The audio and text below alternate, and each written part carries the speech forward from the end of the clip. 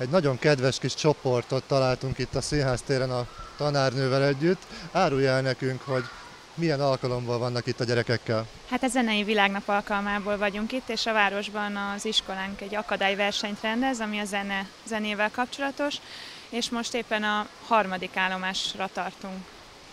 Ez az osztály zenetagozatos, vagy a zenével? Igen, az egész iskola ének-zene tagozatos, ez a Mátyás Király utcai általános iskola. Hadd kérdezzem meg a gyerekeket, ki játszik valamilyen hangszeren? Hát itt szinte mindenki. Milyen hangszeren játszol? Hegedű. Furulya. Zongora. Zongora. Zongora. Zongora. Zongora.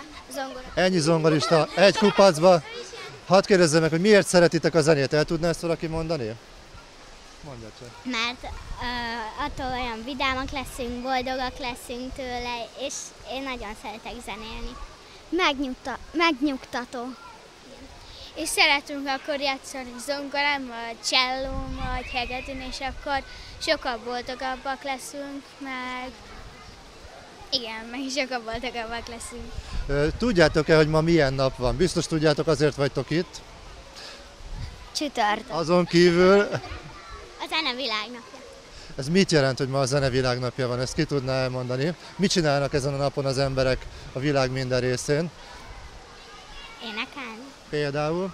Élvezik a zenét. Így van. Ünnepeljék a zenéket. Nagyon jól megfogalmaztátok, nagyjából ezt csinálják a gyerekek és a felnőttek is a világ minden részén.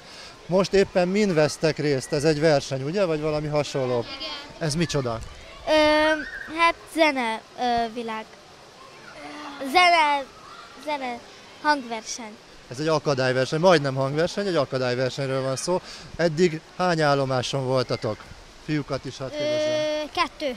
És mit kellett csinálni ezen a 2 állomáson? Emlékszel rá? Igen, ott volt egy tábla, és arról kellett mondani dolgokat. És az kinek a táblája volt? Bartók Béla. És mit tudsz Bartók Béláról? Hallottál már róla? Igen, Ki volt ő? egy zeneszerző. Így van, Zongorára. pontosan. És az első állomáson mi volt? El kellett énekelni 2 dalt.